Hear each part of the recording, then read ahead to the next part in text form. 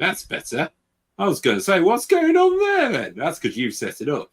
Hello, everybody. Welcome to the Grid Talk podcast. Yes, it is. We normally have that one on. There we go. That's better. I've clicked things. I realised a couple of things were wrong just before we went live.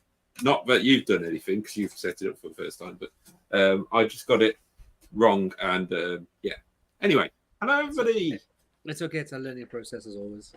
It's a learning process, and we are now live, finally, for the Hungarian Grand Prix review. As always, Wajid is there, over there. Sorry, it's been a bit of delay. It's not been the perfect week for me. I don't know about Wajid, but it's not been brilliant for me. So we've got to a stage now where we can actually do it, and we can do it all in one go. So yeah, first up, the Hungarian Grand Prix. What a Grand Prix we had.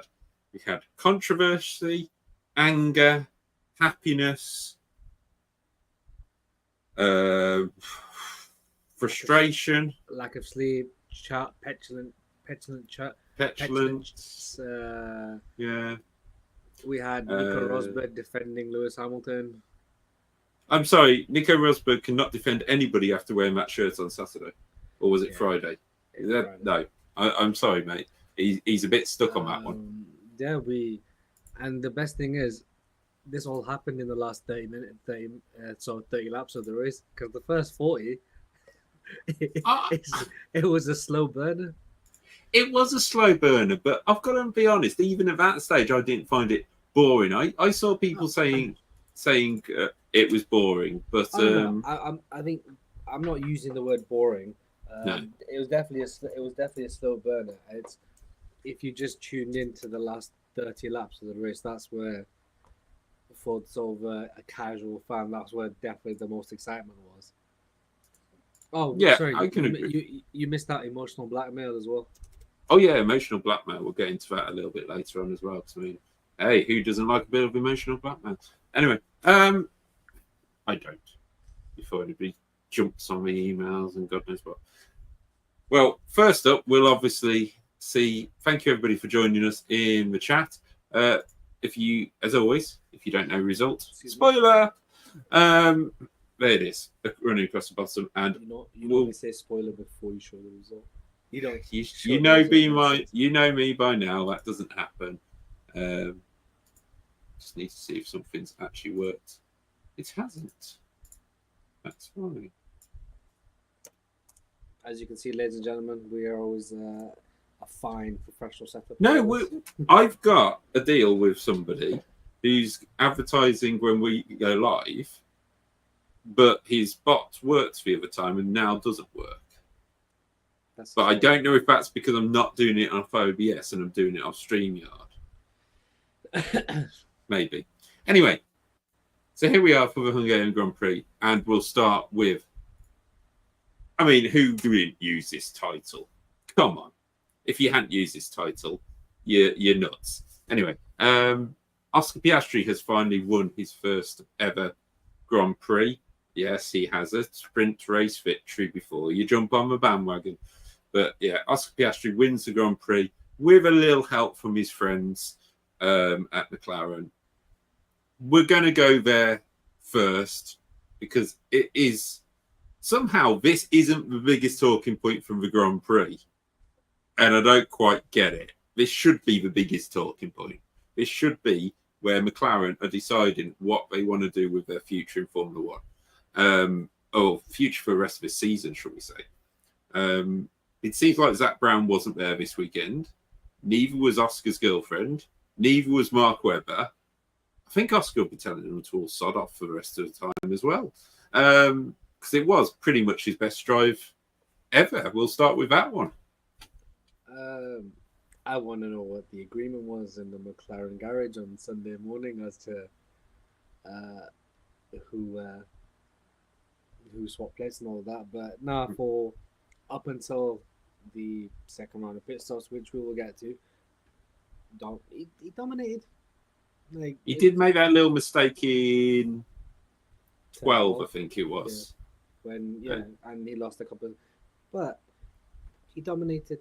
He ran 8 seconds up the road. He was aggressive getting into turn 1. Maybe slightly overly aggressive, trusting his teammate more because that incident between him, Lando, and Max could have ended in total tears. It didn't. That's probably the one benefit of Hungary having the massive runoff in turn 1, and the rest of the track is gravel, dirt, and whatever else, minus the high speed corners. So that sort of helped. But from then, he was comfortable, ran up the road, got on with his business, and we'll get into the actual win. But I do think, given how it sort of happened, he was robbed slightly of the moment. Yeah, no, I completely agree with that. It robbed him slightly of the moment, and it wasn't needed.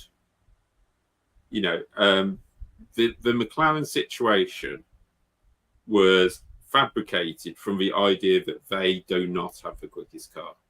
It comes from this Red Bull 2019 idea. We've got to do something different. And if we are ahead, we've got to cover people off because we're not quicker. Lando's race pace was 0.3 of a second quicker than anybody he was fighting. By pit stop, before the first round of pit stops, everyone knew no one was challenging the McLarens at Hungary. Max wasn't. Max couldn't get anywhere near Lando. Like, by the first round of pit stops, I don't know what happened, but you could clearly see, okay, the McLarens are the quickest car today. Like, by far. Silverstone, depending on whether it was hit and miss, whatever else. Austria, you can make an argument for the ball, whatever. At Hungary, they were by far and away the quickest car. They got to Hungary Friday, they were quick. They got to Saturday, they were quick. Lando and Oscar Lando didn't even need a second lap because he'd already wrapped pole up on his first lap before the red flag came out. He'd already wrapped up pole. That showed how quick they were in the race. Yes, okay. He Lando himself probably not probably. He did lose time with Max. Driving off to Romania and Belgrade before arriving back at Budapest. He lost time behind Max. Yeah, which is why he ended up as far back as he did in the first round. But once he got around him, it was comfortable. It was just totally farcical from McLaren. Yeah, I agree. And also, you've got, if you get to a second stop, I mean, we'll get into each thing as we go along, but in terms of the second stops, Oscar had made a mistake. He had dropped from about a 6-second lead, 5-second lead to what was, I think, 1.52 seconds. Something like that. Now, if they were pitting Lando to cover off everybody else, and they pitted him to cover off Lewis, but then you're going to bring him out in front of Oscar. Surely you need to cover Lewis off with Oscar the next lap. But they didn't. They chose to leave Oscar out 2 more laps. Now that says to me, one, they don't trust Oscar to look after his tyres well enough. Because obviously in the last stint, he knew he was going to get back into the lead. Or presumed he would. So he didn't need to push the tyres whatsoever. All this from McLaren, which we'll get into in a minute, telling Lando he's pushing his tyres too hard, was complete fabrication to make sure he wasn't driving off into the distance. And I think he could have done. So we're going to get... I've actually got the transcript here so we can make sure that we've covered it all off. Let's just skip right to the banner. Oh, yeah. We'll solve this argument anyway. There's a few more to solve first. So lap 97, Tom Stannard to Oscar Piastri. So that's his race engineer to Oscar Piastri. Okay, Oscar, Lando has pitted to cover Hamilton to make sure he covers Hamilton. We'll manage the situation best pace from now. So Oscar's been told, you've looked after your tyres, go push like hell, make sure that you do not get undercut. Now, obviously, they're new tyres, so it's difficult to do that. But he's been told why. Says, don't worry about Lando. On lap 48, so lap 46 was when Lando pitted. Lap 48, Will Joseph, who's Lando's engineer, said, okay, Lando, Oscar's just pitted. He's likely to come out just behind you. We're likely to re-establish your order at your convenience. Now, already, that's setting a precedence for he can do it when he wants. He doesn't have to do it now. He could do a Barrichello in Austria and do it on the start-finish line. He can do it when he wants to. Lap 49, Lando. So this is 1 lap later. Lando, 21 to go after this. You do have the current fastest lap. Look after your tyres. Okay, that's fair enough. Then Tom Stannard, 2 laps later, says, okay, Oscar, so once you get to Lando, telling him to go to Lando, we'll swap positions. We'll swap positions, but we want to avoid Lando having to give up a lot of race time. Now, at this stage, Lewis was only 6 seconds back maximum from the lead of a race. Never mind second. But he was on lap tires that were like 8 to 10 laps older. Yeah, a lot older tyres, and also at the grand scheme of things, he also didn't have the quicker cut. So he wasn't really a challenge. He did all these undercuts so that he would get track position because he knew he could defend.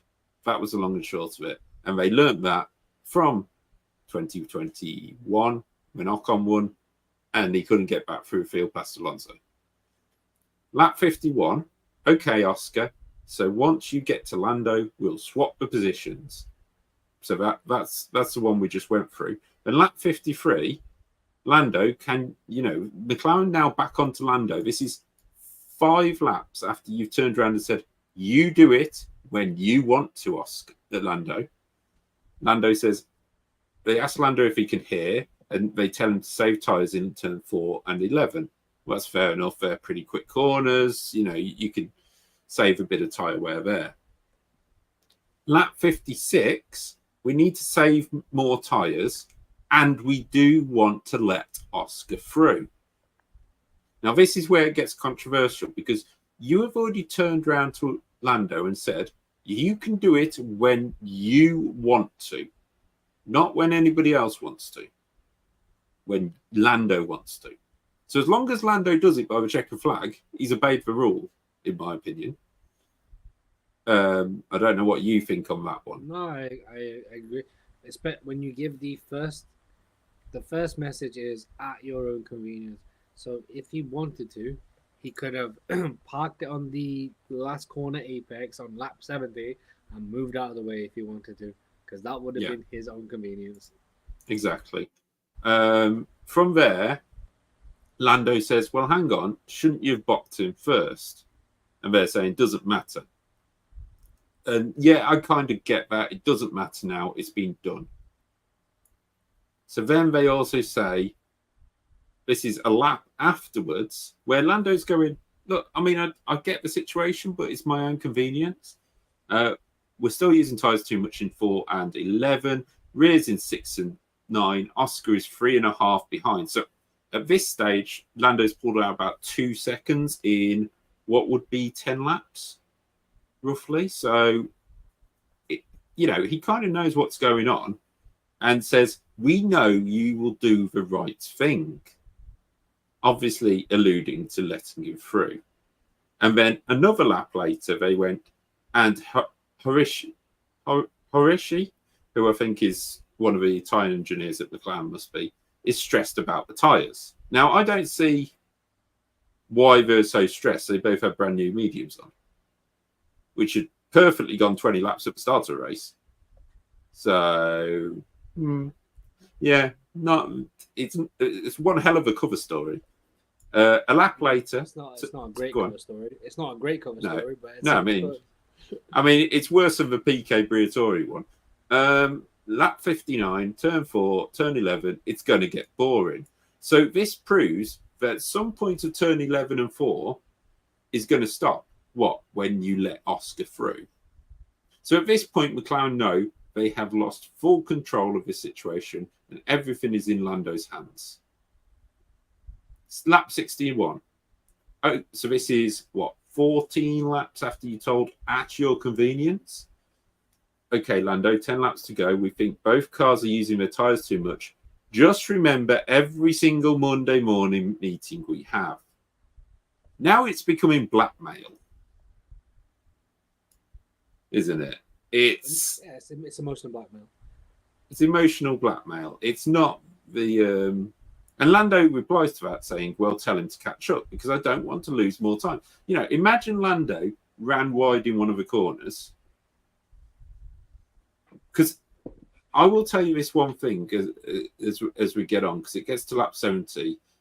Basically, lap 64, they say you've proved your point. And Lando's saying, well, hang on a minute. I might have undercut him anyway. Will Jones is saying, we did the stop for the good of the team, which is complete rubbish because they weren't challenged by anybody. So they need to look at that themselves. I'm trying to protect you. I don't know what that's all about. That just seems a bit of a fib. I suppose it's to keep the team on side. And then they come out with the line, the way to win this is live over radio. The way to win a championship is not by yourself, it's with the team. You're going to need Oscar and you're going to need the team. Which, to be honest, if I was Lando Norris, I'd turn around and go, well, if you look at the point situation, I don't need anyone. If I go win every race, it doesn't matter. The only time you need a team is to set up your car and push it out of the garage and do a pit stop. The mechanics are not going to screw you over. Well, we'll see. We'll see. They got to the safety car chance on 67 and said, if we have a safety car now, we're not going to be able to do this and it'll get messy. So basically, or make it very awkward. Please do it now. Now, it's took you from lap 48 to lap 67 to change from in your convenience to please do it now. That's not good team tactics, in my opinion. 30 laps. It took 30 laps. I think you and I both have the same consensus. If this was not Oscar Piastri's first win on the cards, on the table, this doesn't happen. It is, and it gave me, to a lesser extent, because there was an exchange on Team Rodeo, but it gave me Carlos Sainz 2022 at Silverstone when Leclerc had been leading, and for whatever reason, the Ferraris gave Leclerc the softs. They gave how you doing? They gave Carlos the softs, and they offsetted Leclerc Carlos ran off into the distance, and Leclerc was there scrapping for his life with Checo and Lewis during the through goes Hamilton line. Yeah. This wasn't to that. Obviously, that wasn't to that extent because that was an offset, and I think Ferrari knew what they were doing that day. No one can tell me otherwise. This just got borderline pathetic, and I've said numerous times on this show, McLaren management and McLaren do not strike me as a team of winners that are ruthless, that know how to win a championship because they've never been here. Now the narrative of the underdog, that's gone. They are now the quickest car on the grid, week in, week out. They've proved that, and again, not to sort of bite at Lando, but those comments of him saying, it's easy to win in a dominant car," when he said it about Lewis Hamilton, they're back circulating because you've now had the quickest car for essentially since what were we saying, Barcelona? What was the race before Barcelona? Monaco.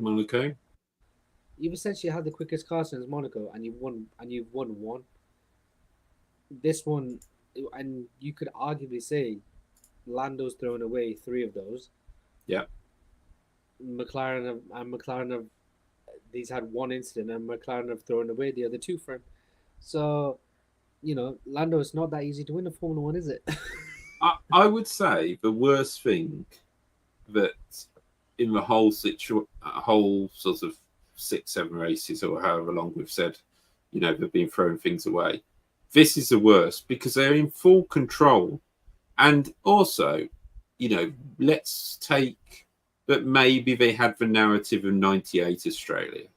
Whoever makes the first corner first wins. Now, the car's not as dominant as that car, that lap to field. But if Piastri knew that and then has forced his nose, I mean, don't get me wrong, he's alongside Lando going in there, but as he knows what's happening. He knows if he outbrakes himself, Lando will miss the corner, and then so Piastri's got the good enough start to do this. He's gone, okay, I'm winning the race. And we don't get all the radio messages from Oscar because it's not interesting to hear him moaning. It's interesting to hear a championship rival moaning. And I will say this now, and I said it on Sunday when all this was happening. If McLaren want to win a world championship, they have to look at how they're going to win it. And right now, if they keep this up, they will stare at the abyss of a drivers' championship thrown away. Because Punctured Ball is right on YouTube. I think they're concentrating on constructors. They are 100% concentrating on us constructors. Well, the thing is, Punctured Ball, they've openly said, we want the constructors. No one's talked about the drivers. The only person who is Lando. McLaren are the only team on the entire grid that have said we want the constructors over the drivers. Red Bull 2021. What did they say? They said we will. Yes, the constructors is important to the team, but we know the prestige and the accolade comes from the drivers. Yeah. We will happily lose the constructors if it meant Max won the drivers. That is a team that understands what comes with the drivers' world title. This is what I say about McLaren and McLaren management and the McLaren team. Their priorities, their thinking, their actions are totally wrong. None of us sit here, we go, oh, well, the reigning constructors champion. Nobody cares. Realistically, nobody cares. They only care about who has the number 1 on their car. Completely agree. I mean, you look at the championship as a whole. I mean, yeah. I mean, I've had arguments, which we'll get into later with the sim racing debate, about Imola and saying, there's a championship on or not. Yeah, I may have turned around and said, I think Lando can win the championship in Imola. But I can guarantee 99% of the field and the paddock and everybody thought Miami was just one of these Australia runoffs and it was a situation that we would see Max still walk the title. I still think Lando's got a blooming good chance of it, a huge chance of it, especially if Max gets under pressure. Now, Puncture Ball again is right in terms of money for the Constructors' Championship, but that is an old-fashioned McLaren status.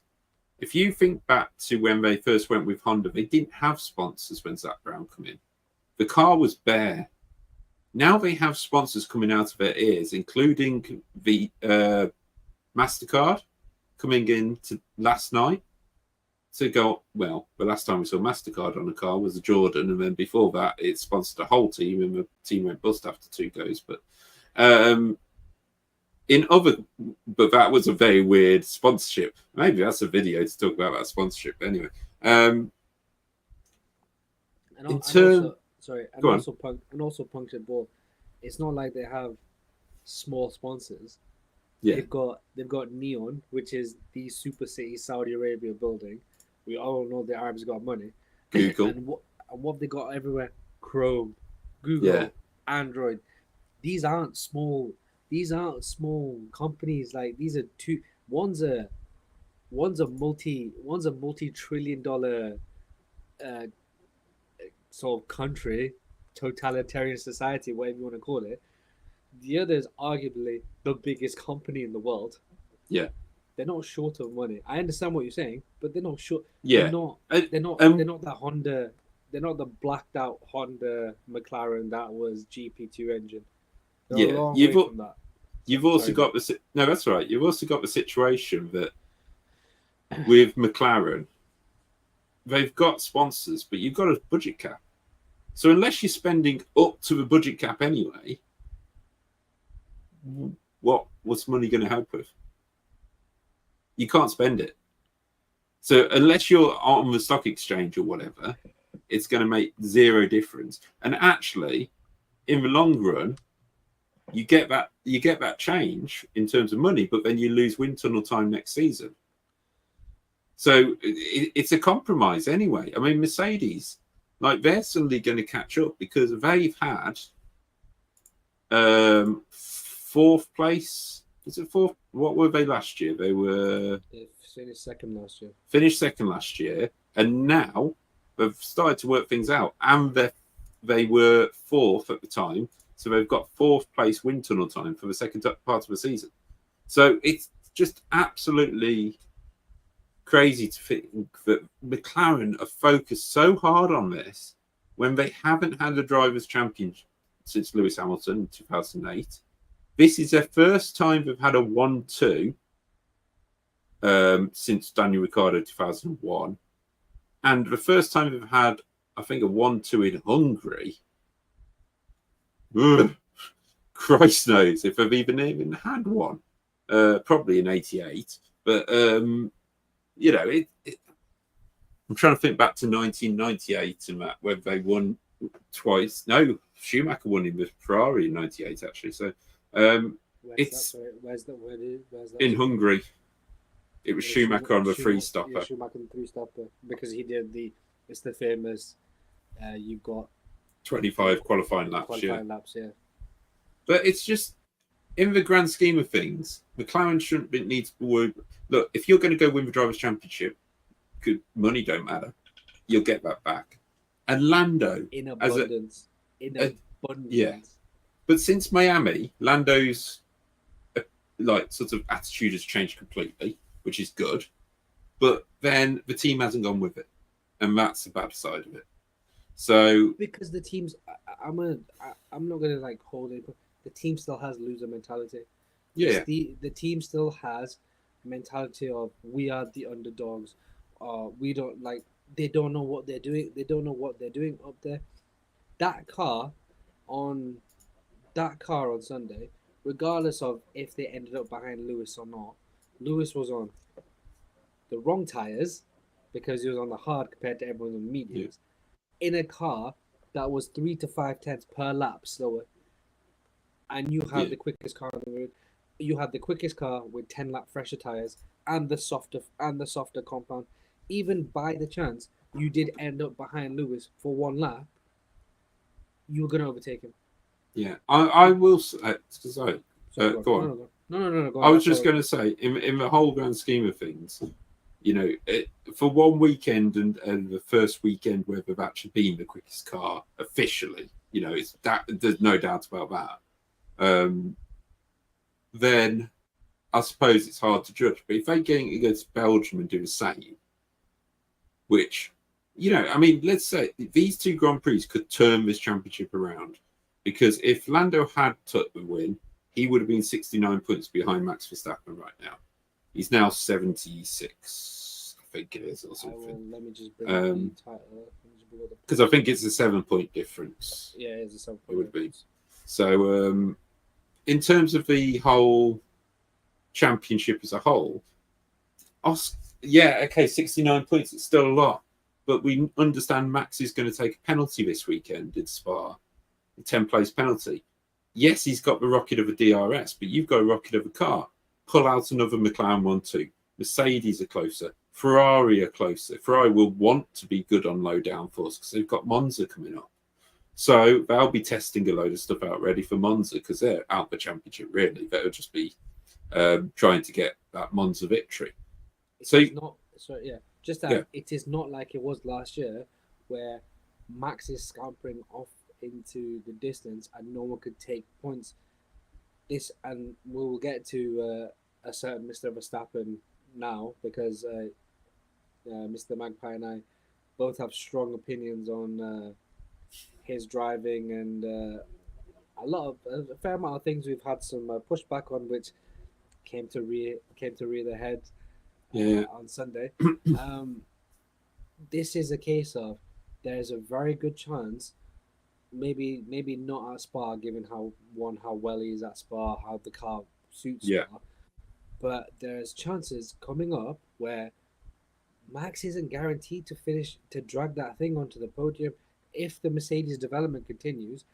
Like you say, that's one or two cars that's at least one car, maybe two cars that can finish ahead of Max. In Oscar, you've got a strong second driver. So that's at least three cars. That if Lando was to win a race, that could finish ahead of Max. Yeah. Max isn't looking at a consistent second or third, or because he's got to drag that, because he now has to fight the McLarens. He may have to fight the Ferraris if Ferrari find the development curve and don't go off the beaten track. God knows what's happened with Ferrari. I think there's been too much pasta in Italy for celebrating Monaco. Possibly. But like Dave has always said that this championship wasn't off. Like, he's always said there was still a world title fight. I still am of the opinion that Max has won the world title. Who knows? But McLaren aren't helping the situation. McLaren aren't helping Dave's argument here because they're willing to sacrifice the drivers for the constructors. And Punctured Ball here on YouTube just saying, I agree. So what is the point of the constructors? Seems like a hindrance, lol. It's more just it's the constructors. It's their way of giving money out.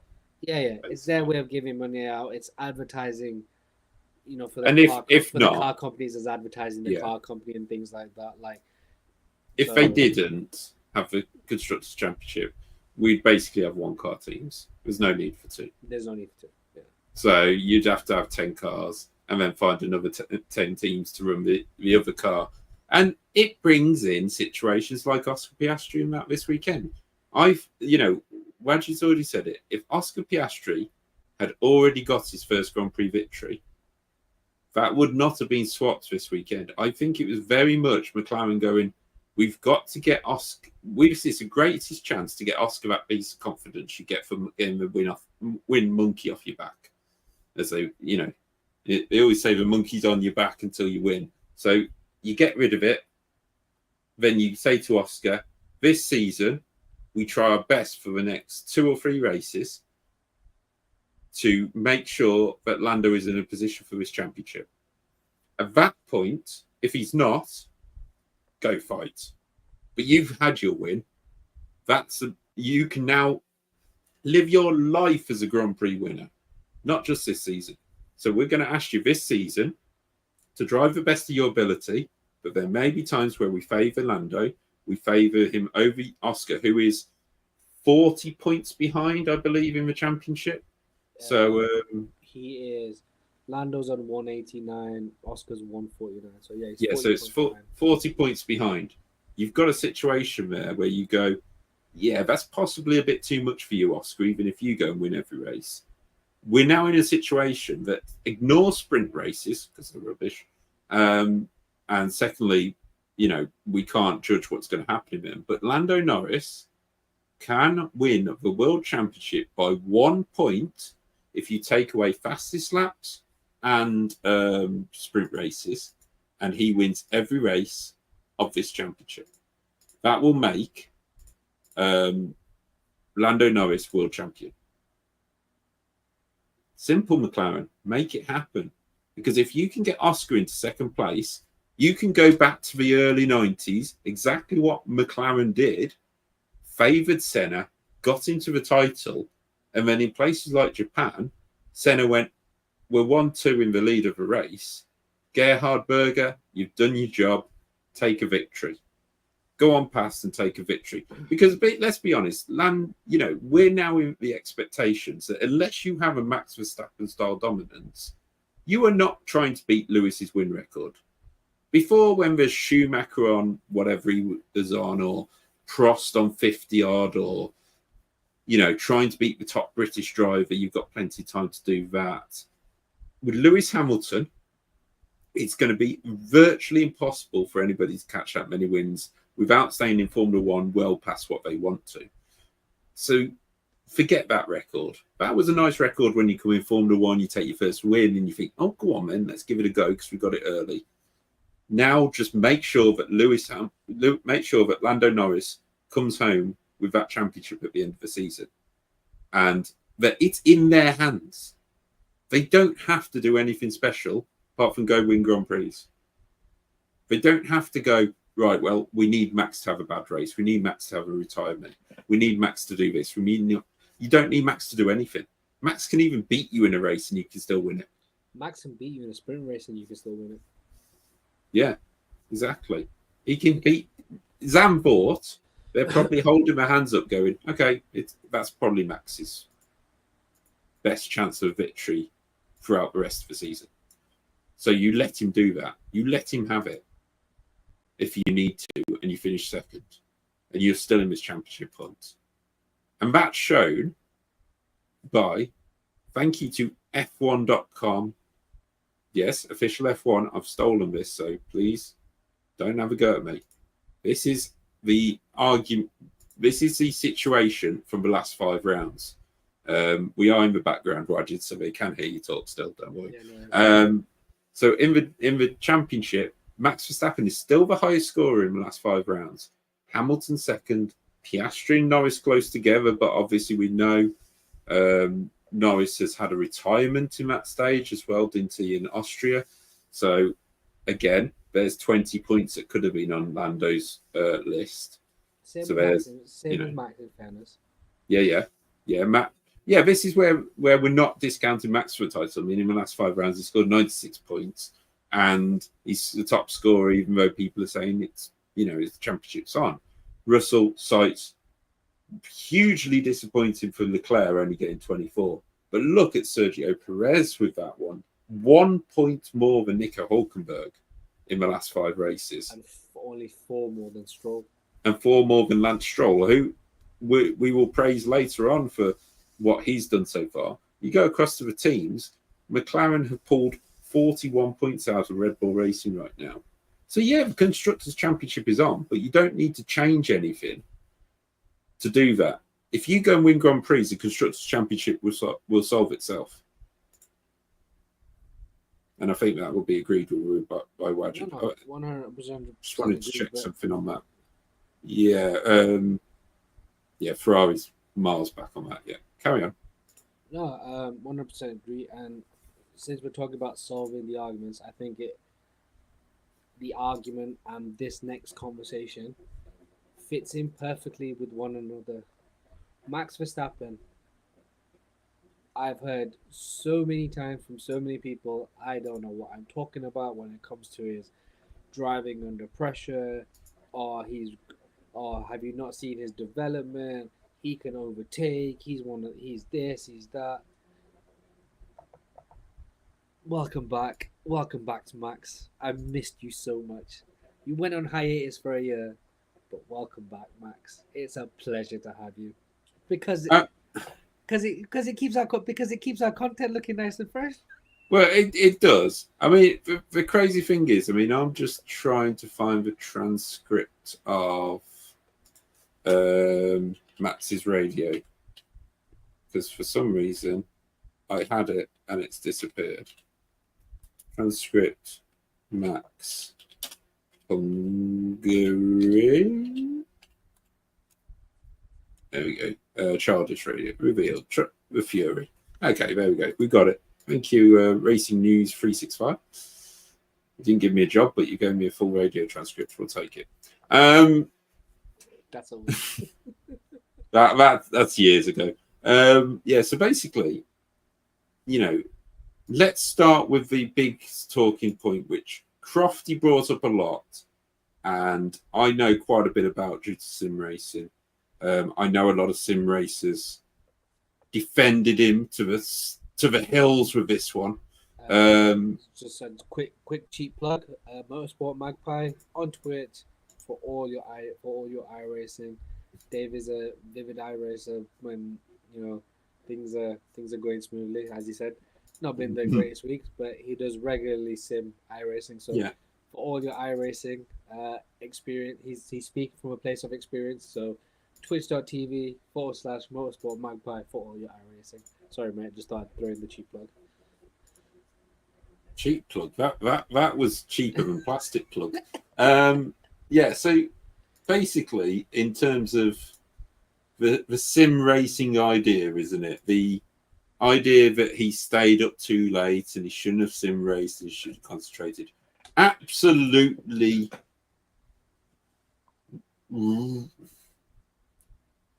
In the situation he did, it's wrong. If he'd done it slightly differently, it's right. Now, on that... Go on. Sorry, what do you mean by in the situation was wrong? Sorry, just to specify. If we go with Imola, he did it in Imola. He went and won the race. He also did the same here, but in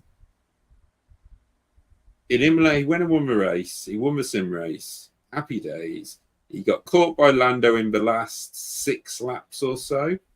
But also his stint times for the 24-hour race were earlier. Now, I don't know whether that's because of Imola, because of where he might stay in Imola, because of how he might leave the circuit. I don't know. There's loads of... Where you do 24-hour races on iRacing, I'm going to sit up because I look like I'm slouching like mad. Right, let's be professional then. With sim racing... You don't know. You work out with your team your stints, but you don't know. Something might happen and your stint might move or whatever. My huge problem with it was the time. There is 4 other drivers. Puncture Ball is exactly right. There's at least 4 other drivers. They were only going to put Max in for 1 stint, and then he begged for another. He literally did on stream. Like sort of muted, a negotiation with whoever was to his side, whether it's his trainer or whatever, to do another stint. Now, in my mind, while I get that, and I get the opinion, yeah, drivers go and play FIFA, they might go out drinking, they could go out eating. James Hunt, God knows what he went and did on a night before a race, but he won a world championship from it. So, hey, it worked. Yeah, who knows? But in terms of Max, these are professional racing drivers. We're not talking about James Hunt times. Professional racing drivers. I have no problem with him doing the sim racing. What I have a problem with is we have drivers, we have teams who will go to a factory back and forward from factory and analysing, and you'll have reserve drivers who go jump in the sim at the circuit at the factory and run all night on the Saturday night to get things right for the Sunday. Michael Schumacher used to jump in a helicopter or a plane, go back to Fiorano and run laps in the car to try and test things ready for a race the next day. You know, there's ridiculous things were going on. Obviously, that would be impossible these days because it's so busy and you've got testing regulations.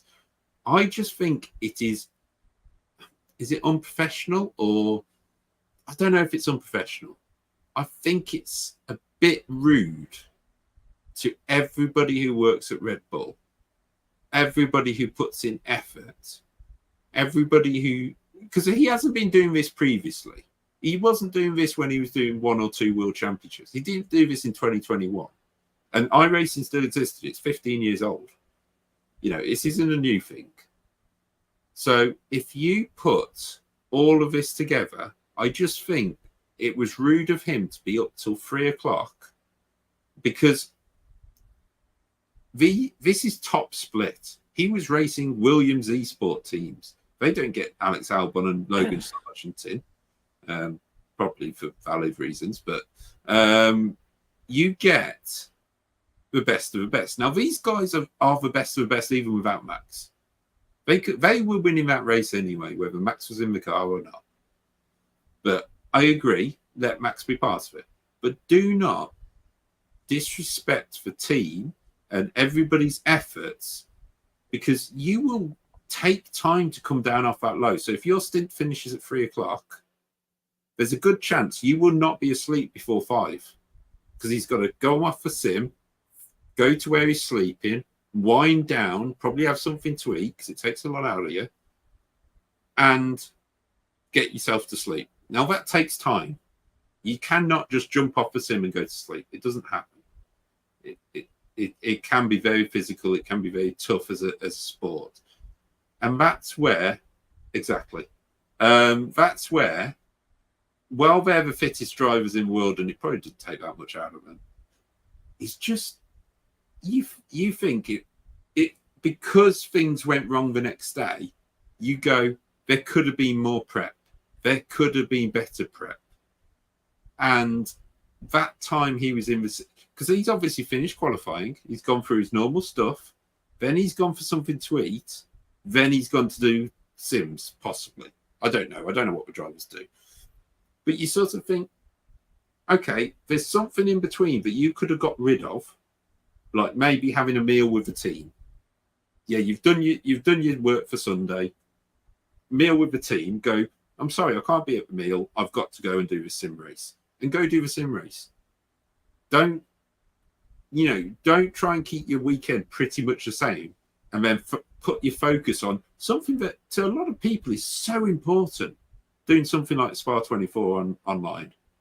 I know some of the effort we put in, and we're in split 24, not 21, not for one, sorry.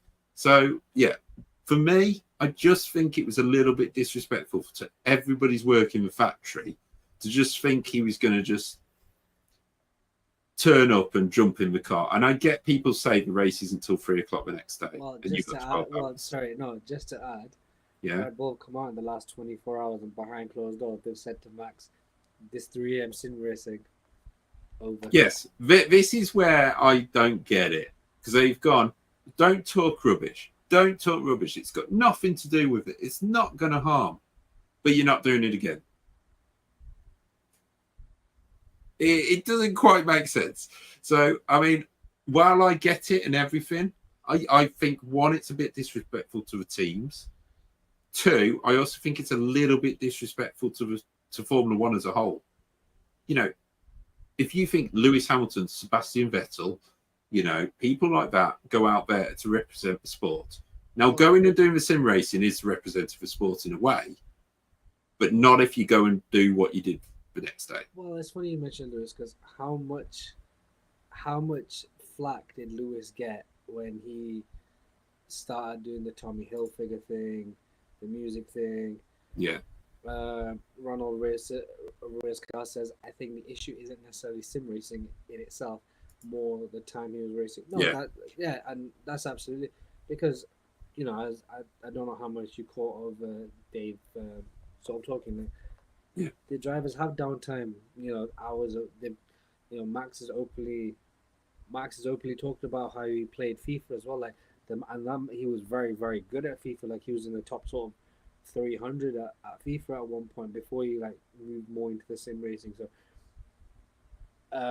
it's a case of at 3 o'clock in the morning in a car that's no longer dominant.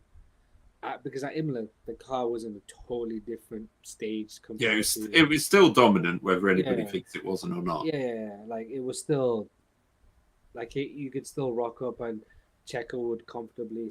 No, well, not comfortably. Checo would.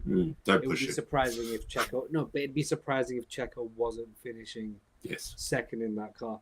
Now, it's a lot closer with the Mercs. It's behind the McLaren for all intents and purposes. Ferrari, if they decide to get the act together, they could be on par. Sim racing at 3 o'clock in the morning, then complaining about them being as petulant as you were on the radio, because let's be honest, it got bored. Like as much as people say, "Oh, that's Max's passion," it got borderline disrespectful. Yes. Not just on the radio, in the interviews afterwards, which we'll get onto in a minute. Yeah, I don't know if you caught that one. Where he basically said, "Well, if people don't like me yet, no, there's more." I didn't catch that. It got disrespectful.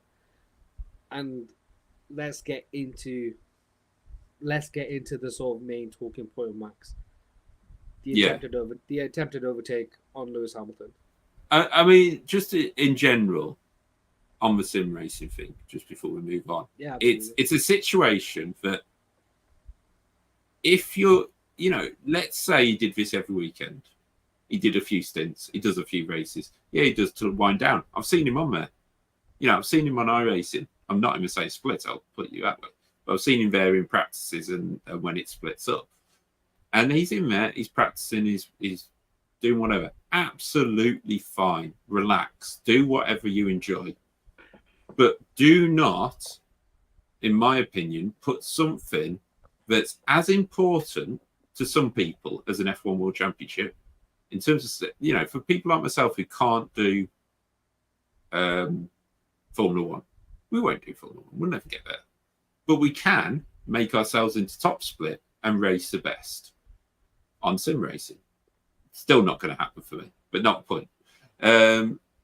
I just think having two huge events to deal with in your mind, if you can deal with them, that's fine. But I just think it needs to be a little bit more respectful to the Formula One Championship as a whole. Yes, he represents sim racing, but it's I just think that. But let's move on to I just want to add though as well on top of that, the bonuses that the people at the factory get for winning the constructors, for winning the drivers, things like that as well. It might not be a thing for Max Verstappen. Absolutely, he's well in. He's got enough money. Yeah, but he's in. He's got to the point where he's very well numerated for his driver skills and all that. That's fine. But the people at the factory, some of their bonuses is dependent on a constructor's title, a driver's title. So you might not care, but you're potentially taking money out of people's hands for your actions.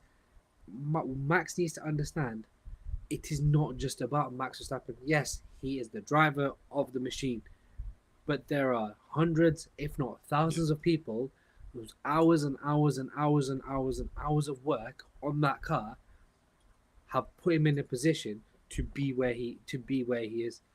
Yeah. The driver is the one that gets the accolades, but it is a team sport. That car's development process has effectively been going on since 2021. Since 2021, to get the car to the point it is now. It is utterly disrespectful You want a sim race, cool, whatever. But it is utterly disrespectful to be so petulant and nonchalant towards your team. And again, we've said it all before. This is where Red Bull have to take a big bulk of the blame, because because the dinosaur that is Helmut Marko and Christian can't keep in his pants Horner have allowed this by constantly defending Max, not calling him out, like even if it's not publicly, to not call him out, to not simmer it down. They have allowed this petulance and arrogance to grow to the point we have now. But I just wanted to sort of add that because Yeah, no, that's fine. I well, will say, so sorry. we've got No, the no, full no, absolutely. we've got a full radio transcript here of Max Verstappen. So there's different things we got. This doesn't actually include everything because it doesn't include like about pushing off at the start, which you're going 3 wide into a hairpin. You know what's going to happen, and stuff like that. So the first comment I think that needs to be addressed was Max saying, "Oh, why don't we wait until the stewards make their decision on whether to let Lando through?" Now, that's a very strange one because at the end of the day, if you're going to let Lando through, you can't wait for the steward's decision. Because if the steward gives a decision, you're not going to have a situation. I think that's more about you than me, but you're not going to have a situation where you can let him through. The stewards are not going to turn around and say, they're giving you the chance to do it. GP, Giampiero Lamberassi, his race engineer, said, "We think you should swap." Done. There's a bit of a hissy fit there. And constantly moaning about the car with understeer.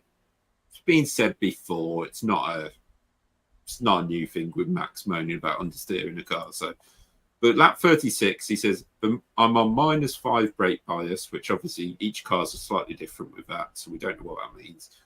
And this thing just doesn't turn. It's unbelievable. And then at that point, 4 laps later, GP says, "Mode 9, press and hold the overtake." That's for us to get past Lewis. Max says, why mode 9? And GP says, "And press and hold the overtake. You're in mode 7 at the moment." Now, we don't know what modes mean what. Max will. Or he will know to a point why to go to that. Now, normally, the higher the mode, more power, basically, the general gist of it. So he's telling you, "I'm going to give you the best power outage, whether it's acceleration, speed down the straight, whatever, and an overtake button to get past Lewis Hamilton." Okay, there you go. Do it. You know, GP's not telling you to do it to screw up your race. So just chill and just do it. You're told to. Lap 42, it's quite impressive how we let ourselves get undercut and just completely screw my race. Now, this is a weird one because straight away, you know, we had been seeing GP and Hannah Schmidt on the grid, on pit wall, looking very anguished. You know, they've realised on the first pit stop you've been undercut. And if you've been undercut on the first pit stop, you do not undercut the second pit stop. You go as long as you can to save the tyres for the end. I believe it was in Hungary. Lewis did it once. He pitted quite late and had to do an absolute charge at Max Verstappen one of the years. I think we're talking championship years, actually. But it's just mind-blowing. They didn't seem to know the strategy. Now straight away, you're going, well, if this is the strategy you're going to run, and they've chosen to run it, and you're not sure they've done it, why were you doing other things last night instead of stalking the strategy? Just a little pointer there. And obviously, while we're going through this, feel free to jump in at any point. Oh, absolutely. Lap 53. Well, that's some gentle introduction, which is where they've told him to look after some tyres. He says, "No, mate, don't give me that.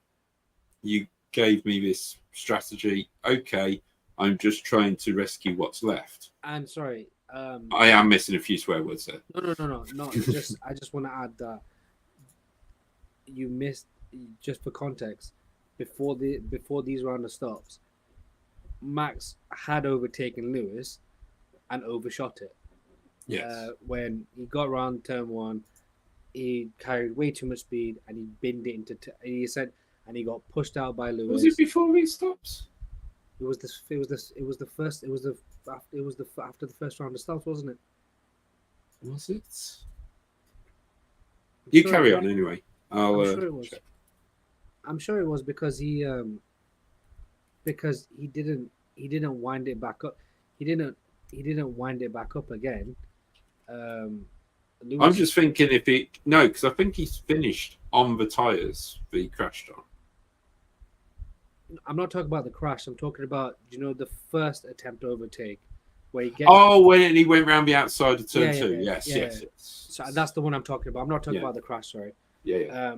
Those radio messages. He had actually overtaken him, and he got pushed. He got pushed out by Lewis, and he was complaining about being left the space and all that.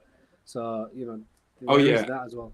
And GP was like, "We don't think you were ahead at the apex." Yeah. Now this is the problem, because the FIA have given this ruling because the drivers have asked for it, ironically, for a very clear and precise overtaking rule. So if you're ahead by the apex, so if I miss my braking area by 60 meters and skate past, no, I was ahead at the apex. Yeah, you were, but you were also heading to another country. It's kind of, you have to look at it that way. And then he said, shouldn't you leave a car's width? Oh no, this is on lap 62. Sorry, my apologies. Okay. I'm getting the times mixed up. Sorry. No, I didn't actually realise that one was that far back. But he had tried to move early in the race where he ran wide. Yeah, shouldn't leave a car's width. We think we're behind at the apex. Okay, whatever. Max, lap 1, turn 2. I don't think you left Lewis any room. It's always with Max, and then lap 63 was the lap that the accident actually happened. Max says he moved under braking, and GP straight away shut it down. Now, I think this was a little bit too soon after the accident to be a replay of the accident. I feel like this may have been the laps before, because he says, I'm not going to get into a childish radio fight with the other teams, Max. We'll let the stewards do their thing. It's childish on the radio. Now, that's a bit of change of tack from Red Bull very, very quickly, because GP's not normally one. It's normally Christian and people like that jumping on the mic to not inform the race control, but have that conversation to make Max say something that race control will check. Other teams do it. I'm not just saying Red Bull. But that's where we move on to the incident. Now, obviously, we'll go back to solving the arguments. This is why I knew this title would come in useful. Wajid, I'm just going to ask your fans' view of lap 63 and turn 1. It's a racing incident, but if you're going to apportion blame, it is 90% Max Verstappen. Short but sweet. No, because the thing, it's an interesting one because there was space there. He did have the overspeed. If he'd managed to sort of not lock his brakes, he probably would have overtaken Lewis.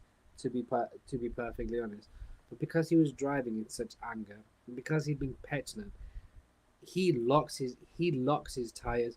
Now, where is Lewis Hamilton supposed to go? The apex is there. They're heading to Romania, right? But the corners in Budapest. Lewis has given. There was more than a car. It's like if you look at the overhead, and I sort of wish we had the overhead. I'm just having a look at the moment, see if we can find it.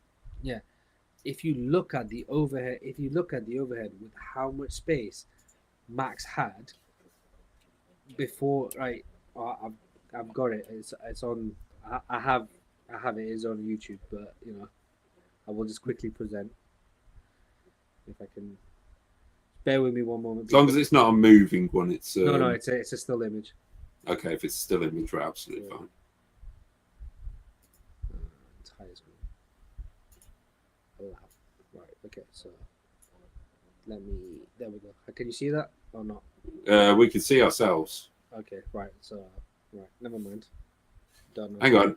I think I've got it now. So Sorry, if you just hold on a second, we'll go back to the proper cameras. Let me just see if I can find the overhead one because I've got the official F1. Is this the overhead? No, we want the overhead. Come on. That's not the overhead.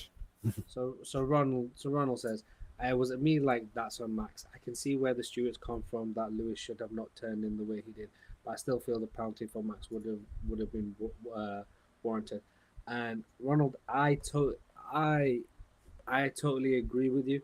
And my thing is that the thing I was going to sort of round out with is Lewis saved Max by saying it was a racing incident out publicly.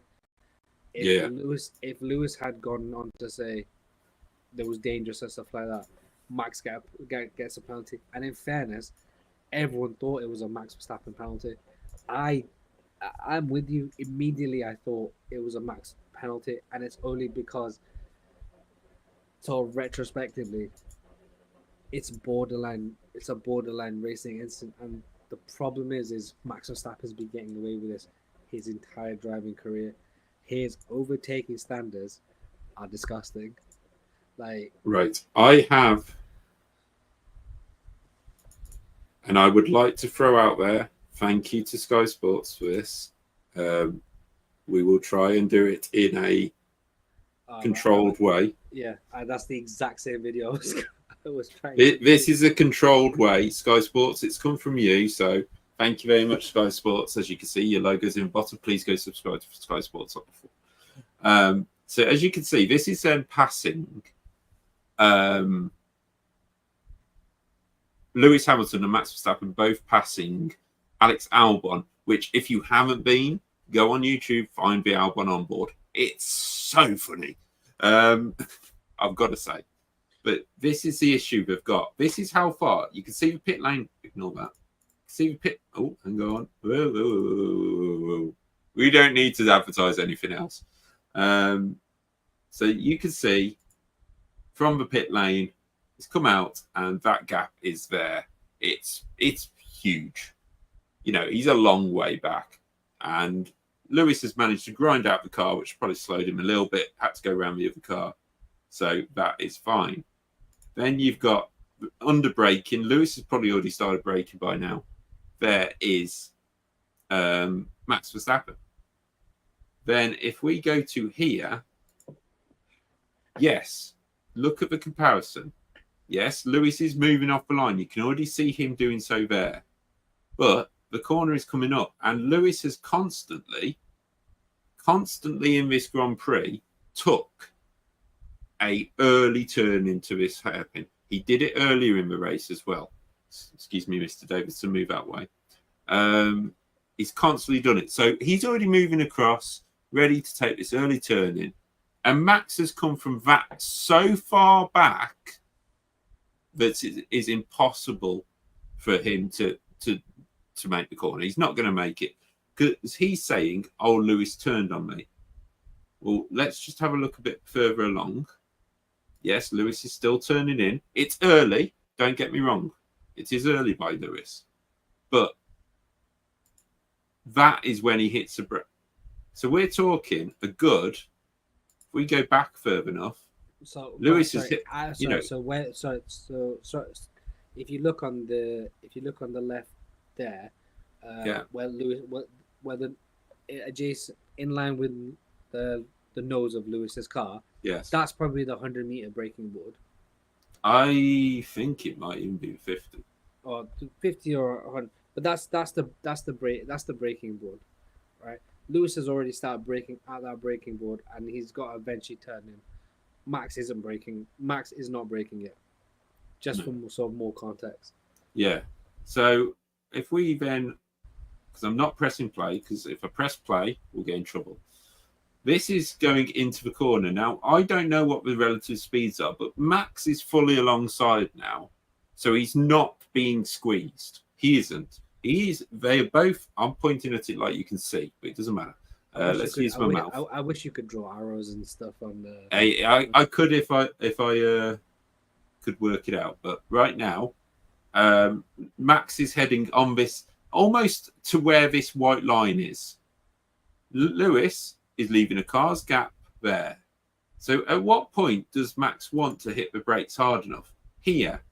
He's actually gone inside even more. Now, don't get me wrong. Lewis is squeezing him a bit, but it's completely different to Austria. And Max was so far back that Lewis didn't even have a chance to make the move under braking because he didn't think Max was going for it. So there's the start of the lockup. You can see the white smoke coming off the tyre. He's alongside.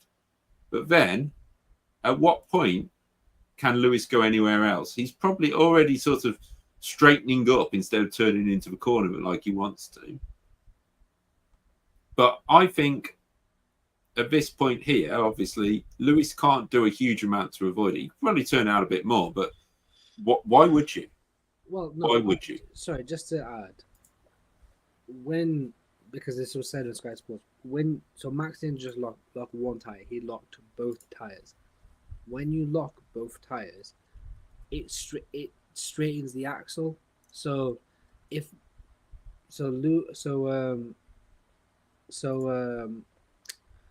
Max's car eventually was turning right, but when you lock both tires, the car goes left, straightens up, and heads straight down. So for Lewis to avoid this crash, Lewis has to get out of the turn he's making, react to Max double locking, the axle of the car straightening up, Max's car from no longer going right to straightening up and now going left. Sorry, could you just bring the image back up, please? Yeah. 2 seconds. No worries. I just try. Oh yeah, I was already sharing it. Bear with me. That's okay. There you go. And look where they are. Yeah. And Ronald here says Max's reply to he locked up because he had to turn too much. Yeah. But look at. We can all see the space there on the apex anyway. He, was given half the size of Hungary on the right hand side. Lewis should indeed have known at that point Max would go on straight and thus open his team. Yeah. No.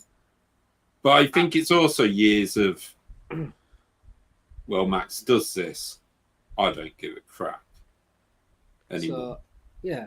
And Lewis has openly said, I have nothing to lose. Yeah. Max is still fighting for a world title. Lewis isn't doing anything this year. The shoes on the total opposite foot this year. So yeah, Lewis. I find it really sort of difficult to blame Lewis at anything. Okay, yeah, he might have slightly squeezed Max. That's where my 5 to 10% comes through. But if you take the speed Max was carrying, he overshot his braking point. Even if he never looked like he was making the corner, even with the slow speeds. And if you just want to sort of skip further ahead on the video, Max goes airborne,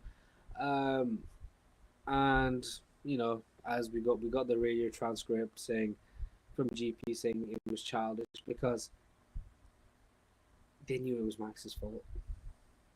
They were trying to downplay it so Max didn't get a penalty. They knew it was Max's fault. And as I said, I think Lewis has saved Max from a penalty, rightly or wrongly. We've spoken many times on the FIA on this channel. I don't really want to get into it again. I completely agree with this. Like, I do think Lewis 10-15% at fault, but it's hard racing. It isn't a huge dart under braking to in a reaction to somebody else's move. It's a gentle squeeze across to make it harder for him to get out the corner. Because at this point here, which we're seeing now, or even at this point here, which is an even better picture, Lewis is probably thinking Max will go wide, Lewis will get a better run out the corner, and therefore he takes the position. That's what I think is the general gist of it. But obviously it didn't work. Tanner, thank you for tuning in. I do appreciate it. I think we both pressed that at the same time. But yeah, so in general, and we'll remove that so that Sky Sports don't come after us. In terms of the whole situation, yes, 100% Max's fault. But if you're apportioning blame, it is like 80-20, 90-10, something like that. I'm going with 90-10. We'll go 85. We'll go 85-15 then, just to be awkward. Yeah. But yeah, in the general scheme of things, it's just you've got to start. It's like we mentioned at the very start. Yet again, it's the Max Verstappen of old, and he never went away. You saw it whenever he gets under pressure. Something starts kicking off, and things kick off in terms of this. So that's where he's just got to switch on and stop doing this. And the arrogance to the team, like after the race, I mentioned there's something else. And he sort of said, well, whoever cares can sod off. But he also come out about basically having the pit wall in his car because he could do a better job. It wasn't quite in them words, but it's very disrespectful to GP, to Hannah Schmidt, to all the Red Bull staff who organise these strategies that he wins every time. And then you get one, which I don't even think was wrong, because they knew McLaren would have the quickest car. So what they were trying to do is make sure that they at least got third place, which they gave him. But then he pulled this stunt, which he didn't need to. He was catching Lewis so quickly. He didn't need to dive when there's a back marker there. He's not in the slowest car anymore. He's not in the dominant car, but he's probably first or second quickest car. You know, I know a lot of people say to me, oh, well, look at Perez. Well, we'll get on to Sergio now, but in terms of the whole situation with Red Bull, it's still the second or third quickest car. So, Max, calm yourself down. Go to Spa. You've got basically 2 home Grand Prix on the trot. Go to Spa and let's prove it. Prove that you can overtake a load of people at Spa without a rocket ship and come back and win that race. That's all I'll say to Max. Sergio Perez. Oh, Sergio. You're going to give him more time than I'm going to. We've got to have a discussion about this. I think, I will say straight away, the weekend was looking okay. It was looking decent in practice. It wasn't terrible. Because you've got to remember now, for Sergio Perez, is getting fourth in a practice session is not terrible, because Red Bull are not the quickest car. They're not a dominant second lap quicker. Mercedes are there, Ferrari are there, McLaren are there. So if you're in the top 8, even if you're the 8th slowest of them for 8, that's okay. That's not the end of the world. It's not brilliant, but it's not bad. When you're qualifying or crashing the car twice in a weekend and having to start down the back of the field because of that, then you've got your problems.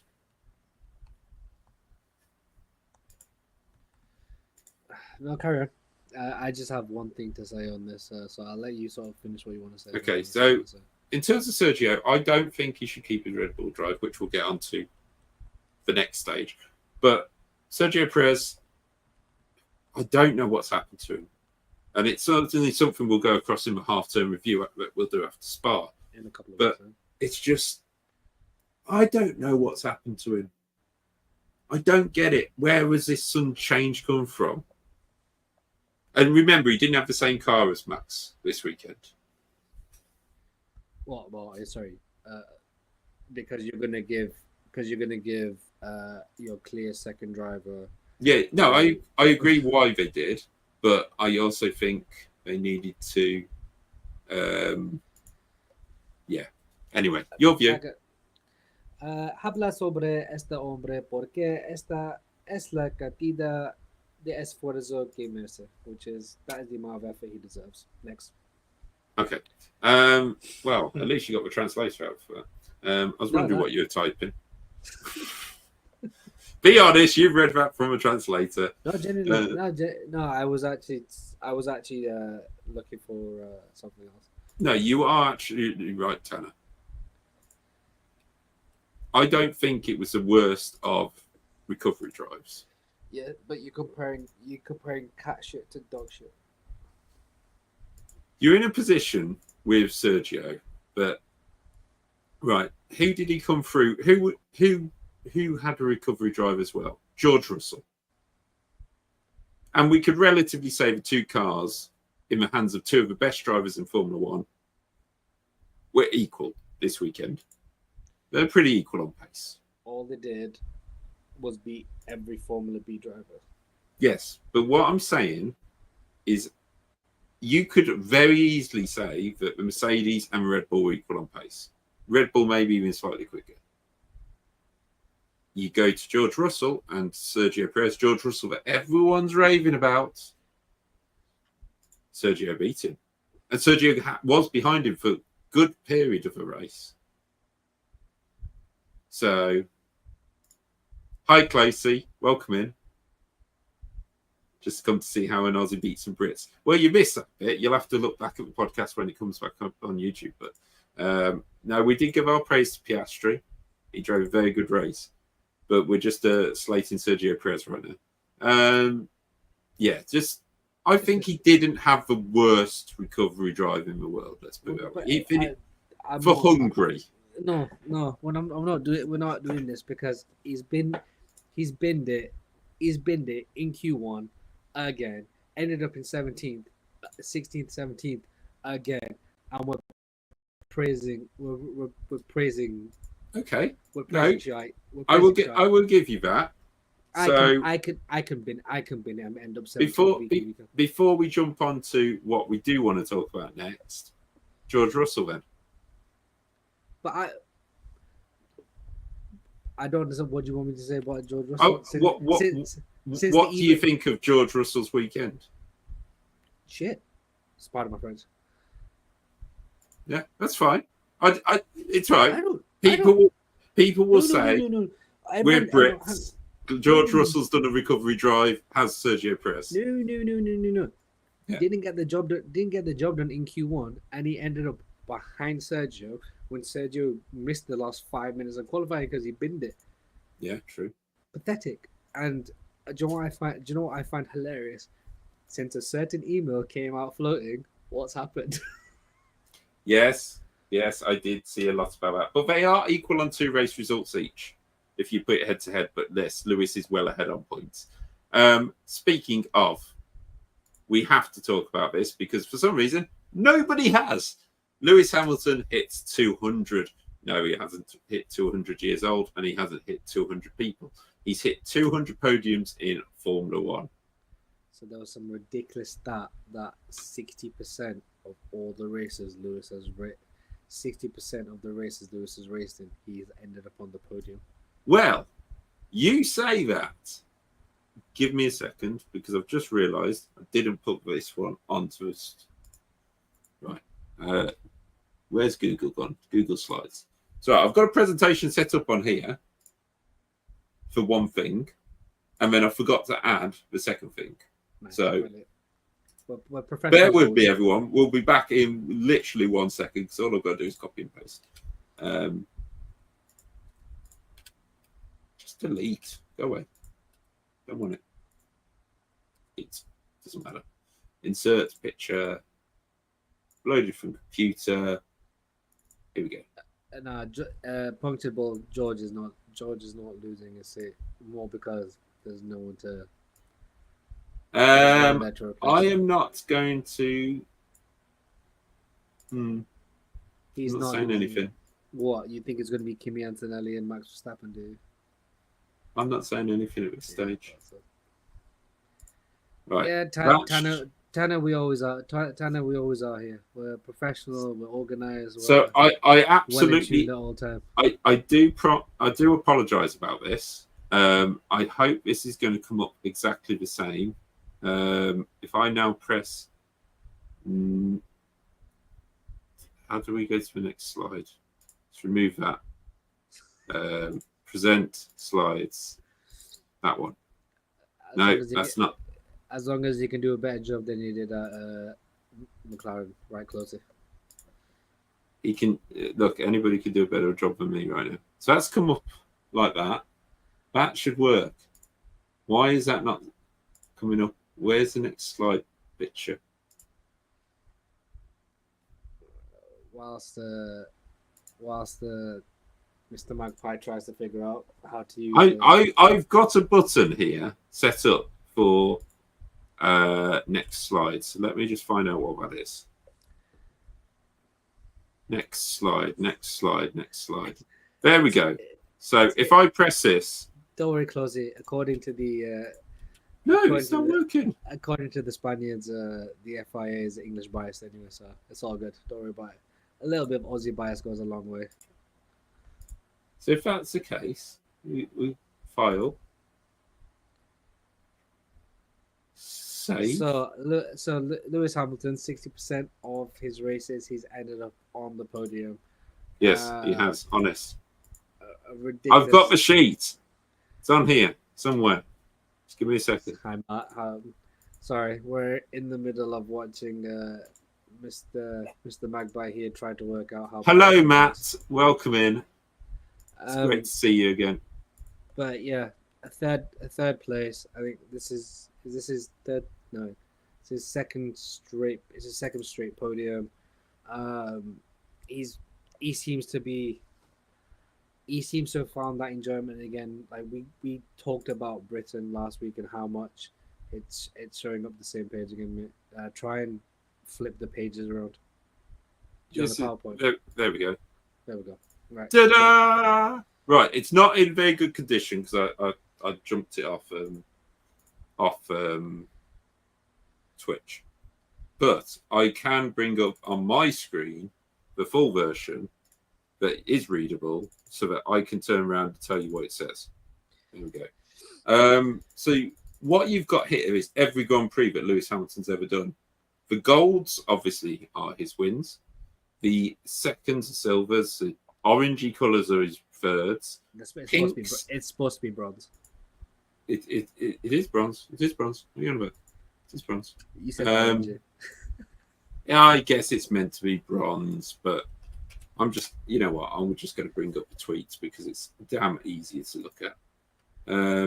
The sort of purple to sort of purpley color is him finishing between 4th and 10th.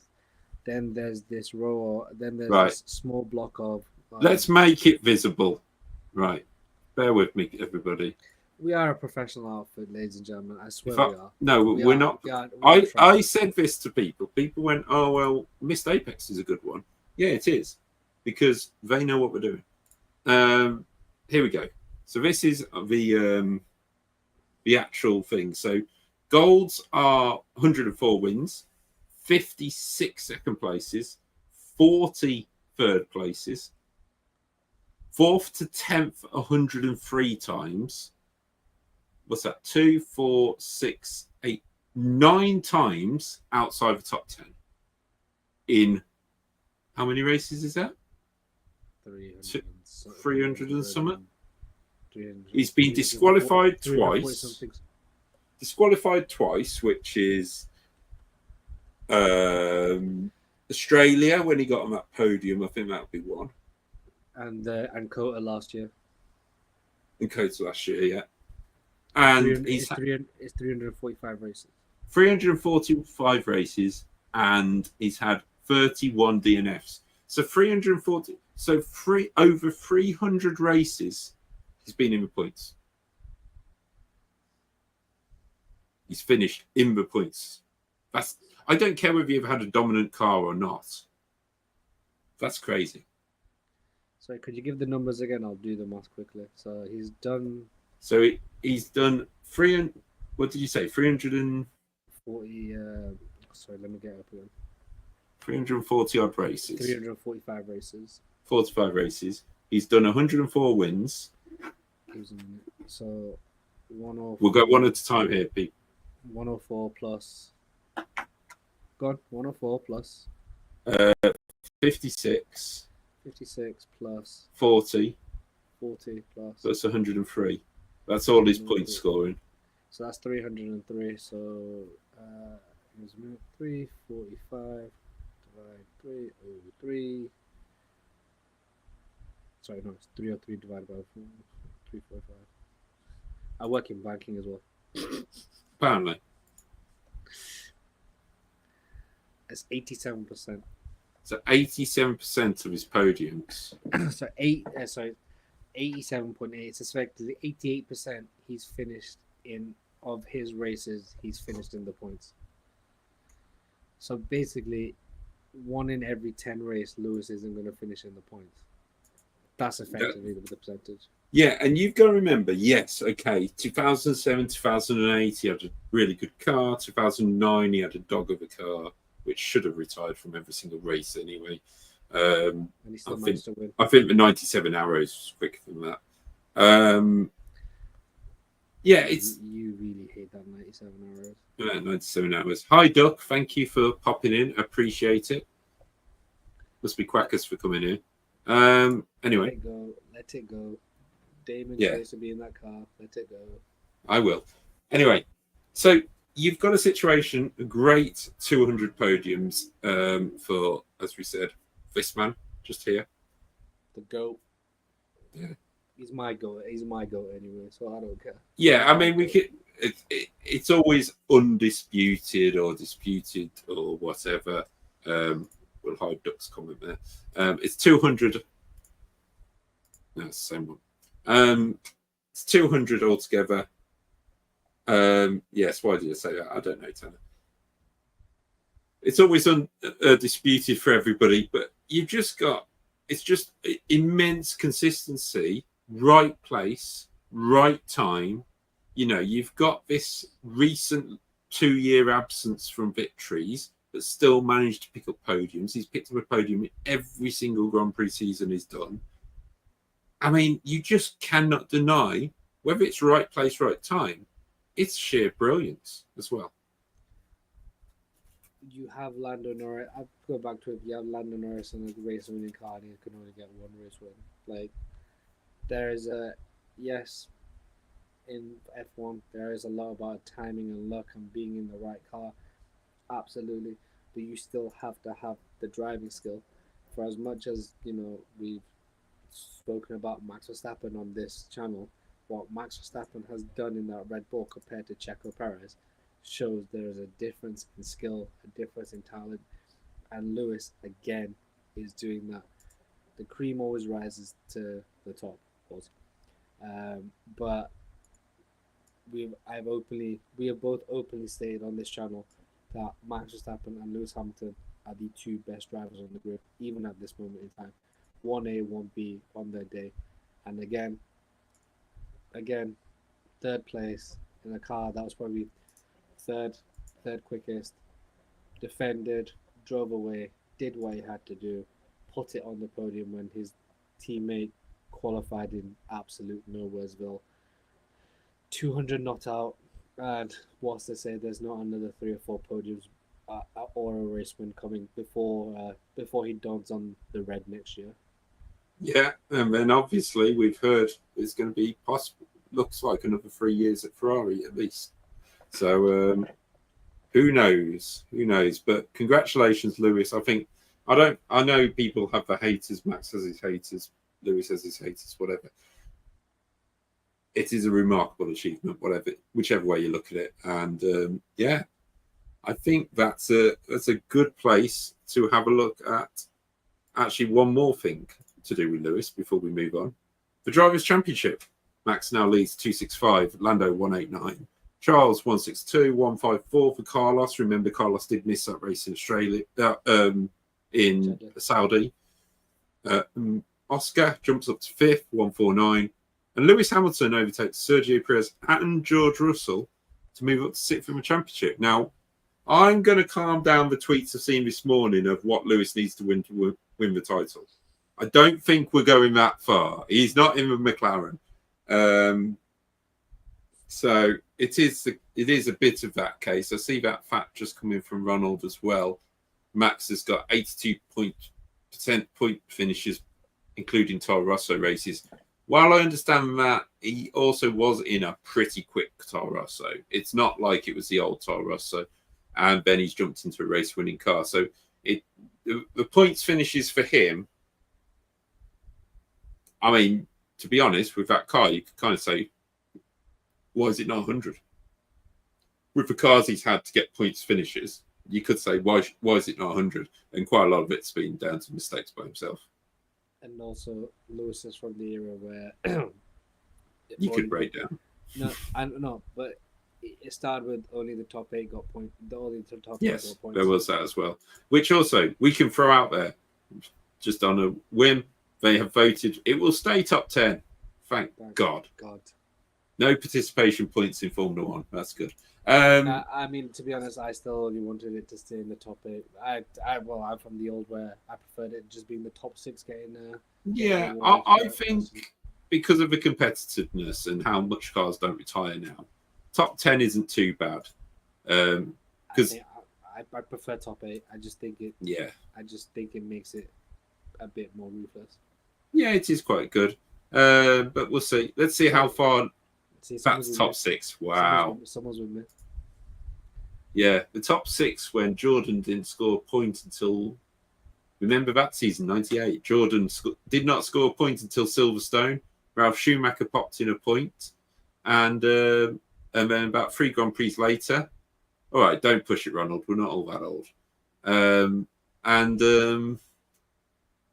Damon Hill won about 3 races later in Spa. Absolutely ridiculous. I'm not that old for a minute. I'm not that old, mate. I still keep yourself where you are, Ronald. Yeah, I was 10 points for a win. P2 and P3 should give more for constructors than a win. But then the 2 cars being in P2 and P3 won't push for a win.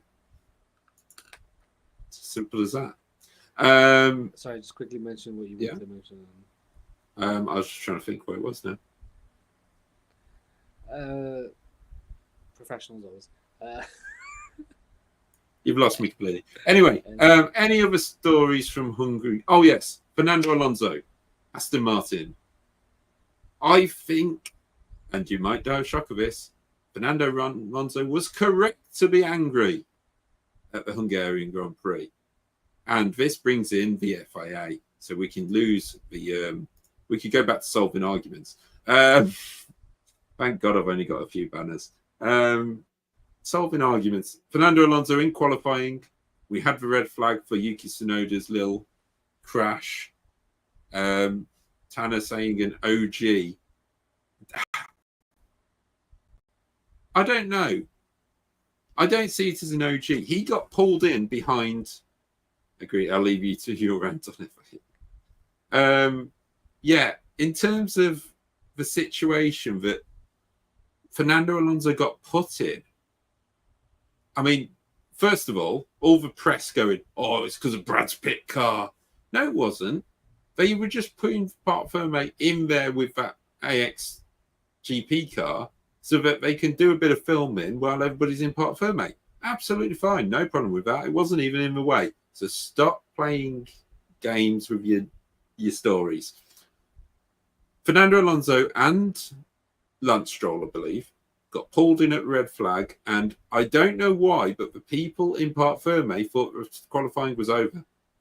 So they parked him up. Alonso got out of his car, he's ready to go, and they're like, oops, we didn't need to do this. They even got to the stage where Fernando had to get out and go way because he couldn't do another lap in qualifying because he got out of his car and stuff. It's just, my God, FIA again. Wajid? I hate the FIA. I hate seeing Mohammed bin Salman's stupid face on the podium every single week, handing a medal. No one likes you.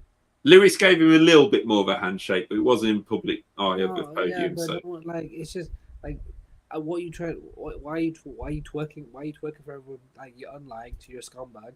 I don't want to see you sort your organization out. The inconsistencies in penalties week after week, beyond the joke, and for your organization that you are the president of, to not understand that there are still 2.5 minutes left of qualifying with a red flag to take out both Astons, and then because they left the car, they weren't allowed to go back in the car to participate in qualifying. Whether it would have made a difference or not is it doesn't matter.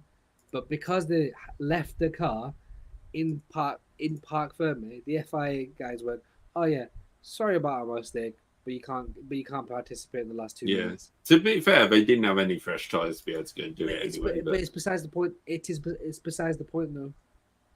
Right. I didn't realise this, but no, it didn't. It's not exactly the same. Ignore me. I was going to state facts, but it was completely and utterly untrue. Anyway, that was completely no, one I was going to say. But then in the race, they asked Alonso to allow Lance through to catch Yuki Tsunoda, which he did not manage to do, and then redress the positions if he did not catch. Now, the guy got within 7/10 of Yuki Tsunoda, so he did a good job of it. But let's be honest. If you're going to redress at your own consideration, remember. I mean, the problem is I don't feel sorry for Fernando. No, I don't. This is another relationship breakdown by Fernando Alonso with the team. He has too much history. I do feel totally sorry for him when it comes to the FIA. I think the FIA need to do a much better job than they have been. For all these weird FIA defenders on Twitter that say, "Oh, well, you don't know the rules," or "I work for the FIA and you don't understand how complicated it is." How do you not understand there's 2.5 minutes left to qualify? Yeah, no, I completely agree. I will also say I feel sorry for Daniel Ricciardo being totally screwed on strategy, especially when his teammate went and did a one-stopper. But I mean, he's been crap all year, so who cares? I still think he drove pretty well this weekend, and it did turn out that he did have some damage, which I read this morning that cost him a bit of time. If you go from a 3 to a 5, okay, it's not like it was an 8. 9, 10. Oh no, it wasn't an amazing drive, but to have that strategy screwed. Where's Closey? Closey. Lawson's gonna replace him.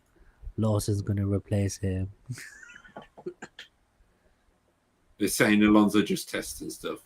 Yeah, there could be a very good chance of that, but I will tell you right now that if this continues, Fernando Alonso will not be in that Aston Martin next season.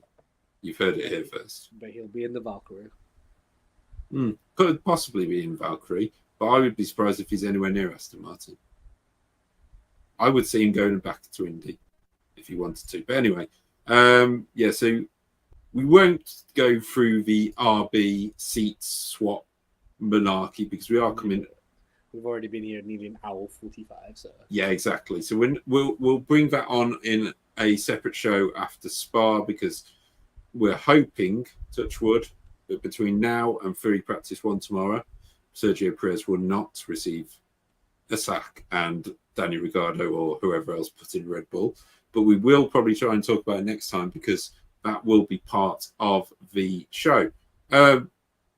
Just so we don't have to do another show, we will throw forward to Spa. We've got Spa coming up this weekend. We may as well have a quick discussion about this. Great circuit. Bit of relaying will help as well with the speeds, etc. Let's do we might as well get our predictions in here now as well, since I'll type everything up whilst yeah, so there we go. We'll go predictions for Spa. As always, we do our top 5 for qualifying and the race. Do we have a sprint this weekend? Let me check. I feel like we do. Is it a sprint race weekend? No, it's not. It's not. For some reason, I feel like Spa was, but It is. It is next year. It is next year. it's next year, yeah, but not this year. Oh well. Yeah. So predictions for this weekend. Obviously, Spa. Sorry. Yeah. Please do get your predictions in the comment section. Oh yeah. Stuff like that, please. Join us in top 5 for qualifying, top 5 for race, and we'll discuss them as soon as we've put forward ours. So, Wajid, over to you. Your qualifying prediction. So in 5th place, I'm going Mr. Hamilton. Okay. In 4th place, I'm going Piastri. I'm typing all these out as I. Yeah, it's fine. So, in 3rd place, I'm going Mr. Charlie Leclerc.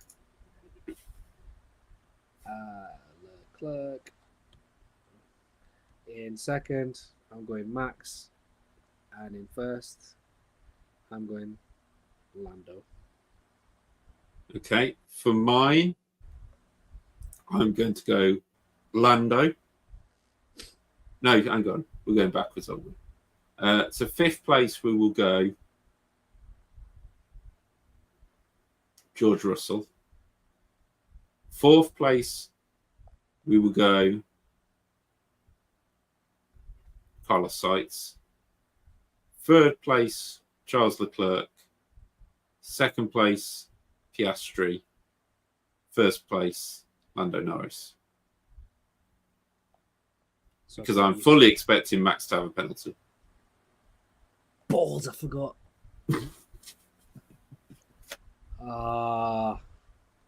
We can have it before a penalty if you want. No, it's fine. So, it's fine. You can change yours. No, it's fine. Whatever. Because with a 10th place penalty, there's no chance he's coming in the top 5. And do you know what? Let's do race predictions. So you can go first this time. Okay. For my race predictions, I'm going to go 5th will be Carlos Sainz. 5th Carlos Sainz. 4th will be Hamilton. 3rd will be So 5th Russell, 5th Sainz. 4th Hamilton. 3rd Max Verstappen. 2nd Oscar Piastri, and Lando Norris to win it. So my 5th position is going to be Max. My 4th position is going to be Leclerc. My 3rd position is going to be Piastri.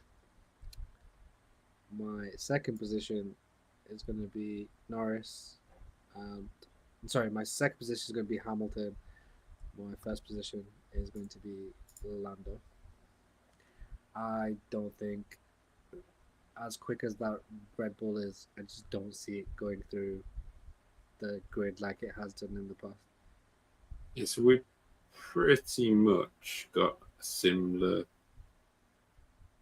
top, one Ferrari each, Verstappen, Hamilton, and Red Bull, and the McLarens basically. Thank you very much for being with us, Punctured Ball. Really appreciate it. Ronald saying Max already pretty much confirmed minimal templates good drop for the Ninja. That's all but official already. Thank you. So my qualified prediction already in the mud. Brilliant. Well, that's normal. Anyway, this year has been, not last year. Let's throw out let's go backwards on this. Your failure of the weekend. Checo Perez, he's losing his job. He's losing his job by the end of Spa. That's why he's going to be the failure of the weekend. Okay. Spa is going to be the nail in the coffin. But he'll be sipping on margaritas and eating tacos when he drinks. My failure of the weekend is going to be, and I don't know whether, I've got 2, but I'm going to go. My failure will be Fernando Alonso. I just don't think he'll get anywhere in the Aston Martin. And he actually no, because the last time I did that, he did well. So I'm not going to do that. So I don't want him to do that. Actually, my failure is going to be my second choice, which was the Williams F1 team. And I'll tell you why. Because I think we're going to see Logan Sargent replaced just as he's actually doing okay. He's actually, okay, he's not flying up the field, but I just think right now, who are you going to replace him with?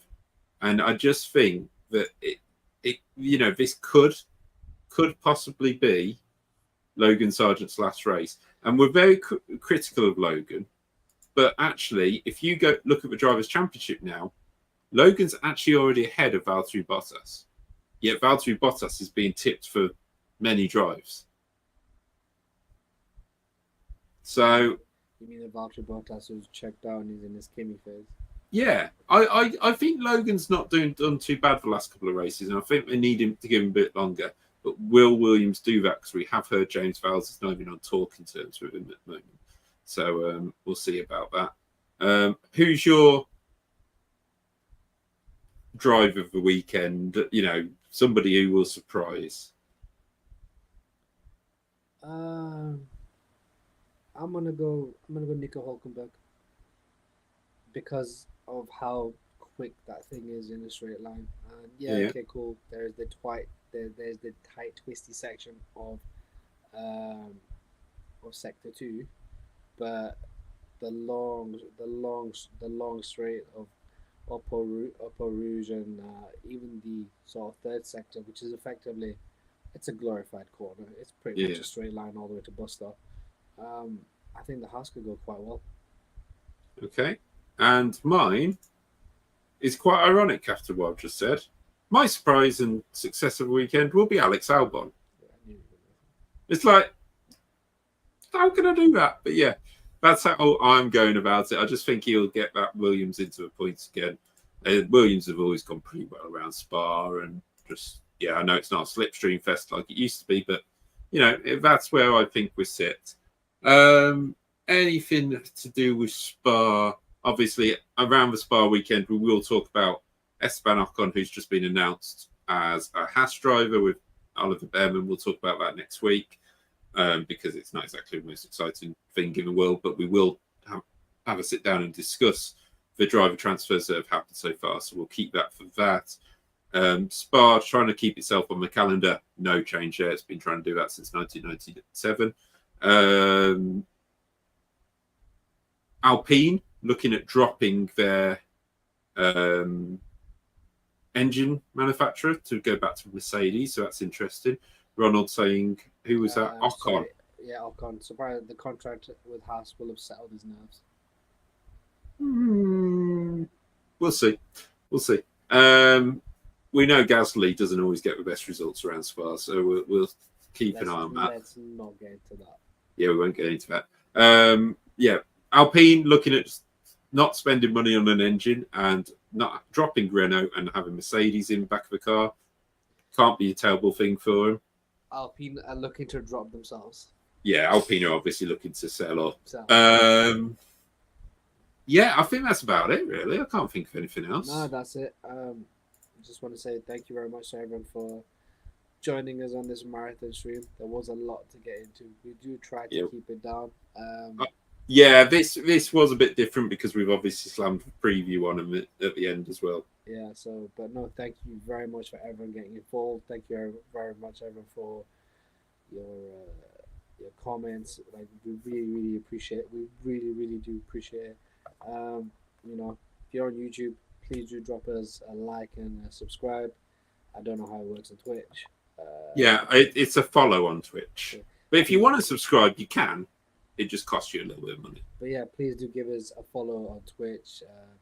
We really, like I said, like this really isn't sort of my.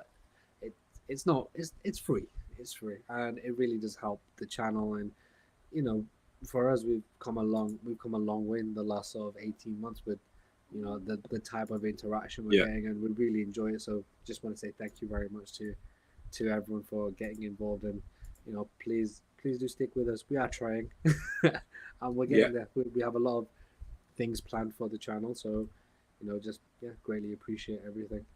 Yeah, there should be some good things coming up in the summer. If you've got, felt like I stopped talking there.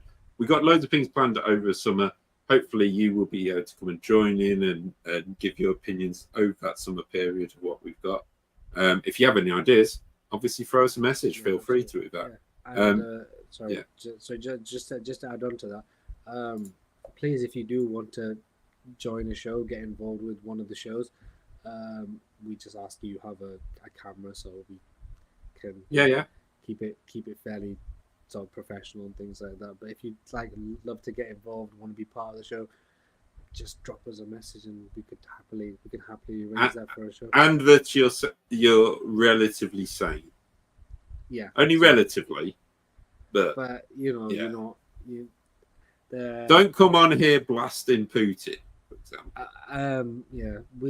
We're not supporters, but it's not the topic. But we as a duo have already annoyed the Arab community and the American community, so the Mexicans and the Argentinians and French, so and the Italians. So we prefer to not. We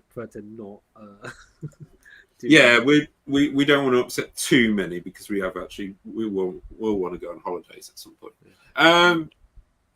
Anyway, thank you everybody for being here. We're going to leave you to your Thursday afternoons now because I've got to eat something before I have to go sort some stuff out. And we will see you very, very shortly on the podcast. Thank you for joining us, and goodbye. And goodbye. If I press the button, if you got a button, you can press the